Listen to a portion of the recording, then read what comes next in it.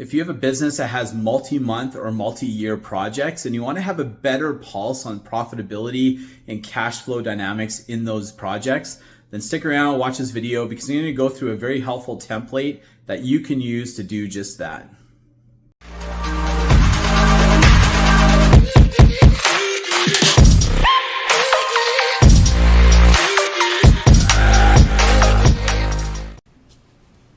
Okay, so what we have here is a project budget analysis template. What it does is it allows you to go through your project financial information, just get a better pulse on profitability, cash flow, any changes that are happening. This is going to be helpful for any company that has multi-month or multi-year projects, okay? I wouldn't necessarily recommend doing this, on a weekly basis because there's a point where, there's a certain amount of time that's required to go through this. It doesn't necessarily have to be onerous. But weekly might be a little bit quick, but I would say definitely if you have multi-month or multi-year projects, do this on a monthly basis, okay? Now, what kind of companies typically would this be helpful for? Construction for sure. Okay, we work with a lot of construction contractors. This is super helpful for them. Marketing companies that have multi-month projects, maybe custom fabrication or manufacturing type businesses that have multi-month projects or multi-year projects. Okay, there's a lot of different businesses that could benefit from this type of template. And so let's dive in. So I'm just going to minimize my head, just move myself out of the way here.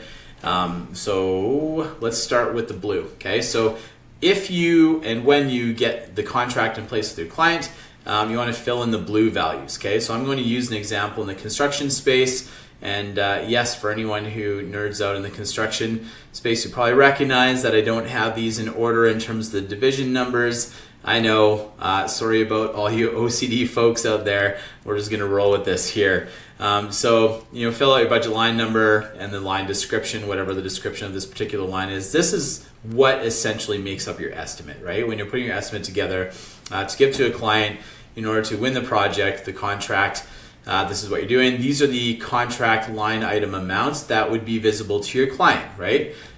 So they would see this amount, so you put that amount in for your contract. And then the other blue column here, this is your internal estimate amount, okay? So this is your internal budget for what you're anticipating for each of these line items.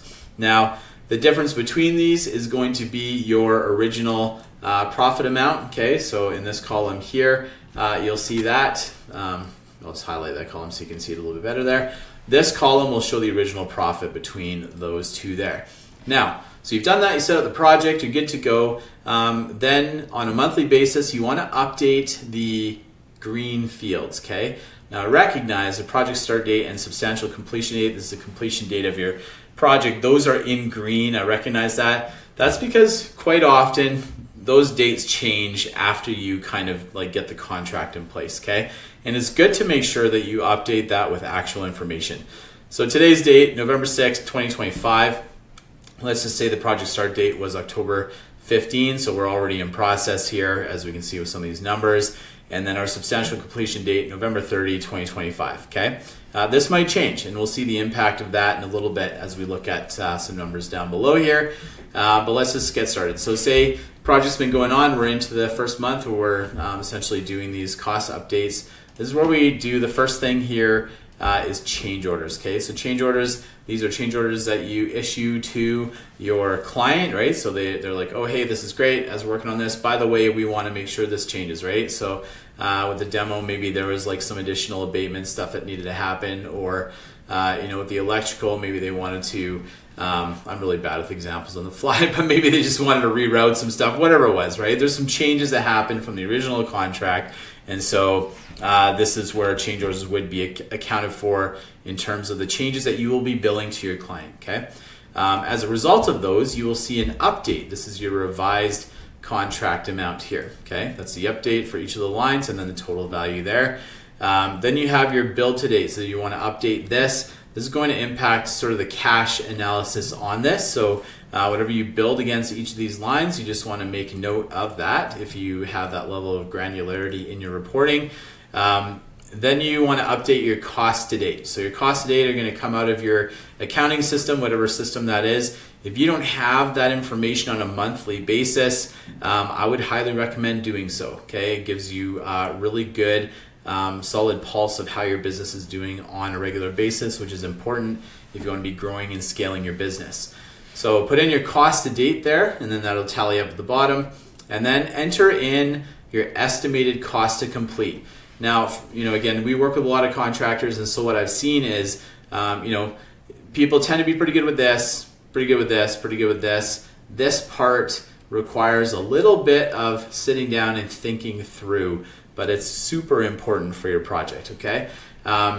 If your company's large enough that you've got project managers who are specifically running these projects, then I would recommend sitting down with them and going through this with them at the beginning to get them into a good cadence of this. But this is where they're thinking through each line and thinking, okay, so on this general conditions line here, we've already got $675 in there. We'll probably need about $150 left to complete the project, so we're gonna put in $150 there, okay? Our revised budget is $825. Our original estimate was $1,000. Okay, so there's like less costs in there than were anticipated, and so as a result, you can see the revised profit showing $525, which is a profitability variance here in this column of $175. If we're sitting at November 6th and it's like, okay, I think we can actually get to November 30 without even spending this $150 on this particular budget line item. You can put just put 0 in there, and then you'll see the profitability variance goes up by that amount as well. Okay, so it's a good way to track how the profitability is changing on a project as time goes on. So yeah, enter your build to date, your cost to date, and your estimated cost to complete. Those then update your revised budget line here. Okay, this is your original estimate or budget here. This is your revised budget here, and so you can see how that's different from your original. And so then you'll also have your revised budget remaining, which is the amount that has yet to be invoiced by your vendors, your subtrades, whoever it might be, in order to complete the project. Okay, so you can have a pulse on that. Then you have your percent complete here. Okay, and this is calculated on a cost basis. Okay, which is very common. And so you essentially take your cost to date divided by your revised budget, and then that's going to give you a percentage. Okay, and so that's how we're calculating a percent complete here on each of the line items, and then we have an overall percent complete for the project down here in the bottom left. So yeah, you have your original profit column here showing how much anticipated profit you have at the beginning. Then you have your revised profit column. I'm just going to move my head out of the way here so I'm not in the way. Your revised profit column here, which reflects the amount of profit based on the revised budget and revised contract amount. Okay, if I just kind of double click on one of those cells, you'll see the difference between revised contract amount and revised budget gives us a revised profit. And then you have your profitability variance, which is the difference between those two. Okay, you have your original profit here, your revised profit here. The difference is your profitability variance. So this is how much additional profit is in the project based on all the changes that have happened. And then lastly, we have our net cash here. Okay, so our net cash looks at our build to date subtracted by our cost to date, and so you can see what the net cash is on each line. This is incredibly helpful because it's not uncommon. So if you're doing this, don't feel like you're the only one. It's not uncommon for people with projects like this to forget to bill a particular line item. Okay, but doing this on a monthly basis helps you catch that so it doesn't happen multiple months in a row. And for project managers, I can tell you, if they know you're going to be looking at this on a monthly basis, they're going to be pretty careful to make sure they're not underbilling either. Okay, so net profit on this showing as not net profit, net cash, which is the difference again between what's billed to date and the cost. Looking at $4,921. From a cash flow perspective, you want to keep that positive, okay? And I would say healthily positive, if healthily is a word.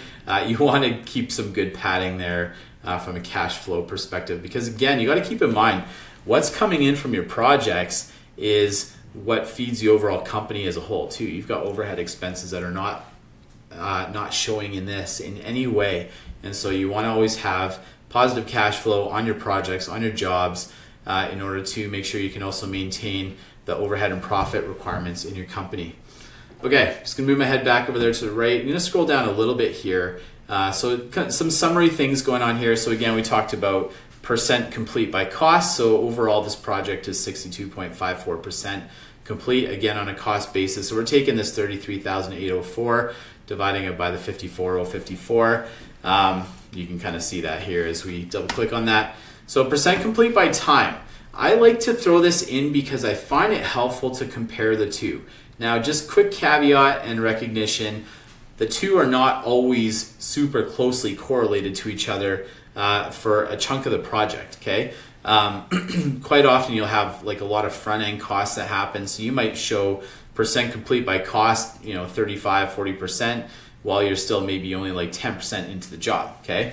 But as time does go on, and you start to get closer to the end of the project, this becomes a more interesting metric to keep an eye on, okay? If your costs are typically closely tied to just the progression of the project, then this is and it's a lot more correlated, this is important to look at, okay? To see if you're essentially outpacing your budget. All right, profit earned to date, pardon me. So we've got 6,914. So it's essentially taking our costs, our percent complete by cost, and multiplying it by the amount of profit in the job. Okay, so our revised profit, again, we're showing 11,056 for the job. Then we take our percent complete and then we multiply it by that. That gives us our total there, pardon me, of 6,914.14.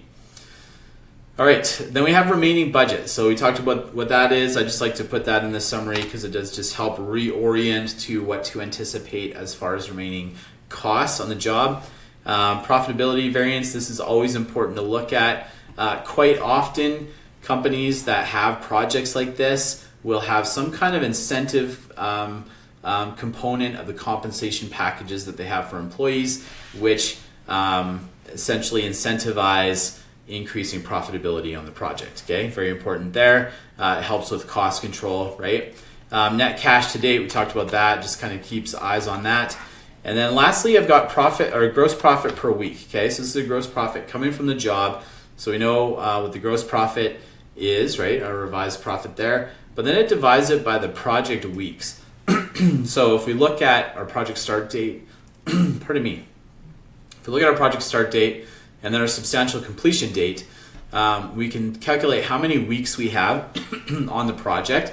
And then if we divide our anticipated profit by those amount of weeks, it lets you know how much gross profit is coming in to the company per week, which is a very helpful metric as you start to, again, think about the overhead expenses in your company, because the gross profit that's coming from your projects is what feeds your overhead and profit at the end of the day. All right, so just some instructions at the bottom here to help you out, just guide you along the way. But in general, that was a bit of a walkthrough of how to use this template. Again, super helpful for understanding the profitability of your projects, what's driving the profitability or maybe a lack thereof if you have a project that's kind of going sideways.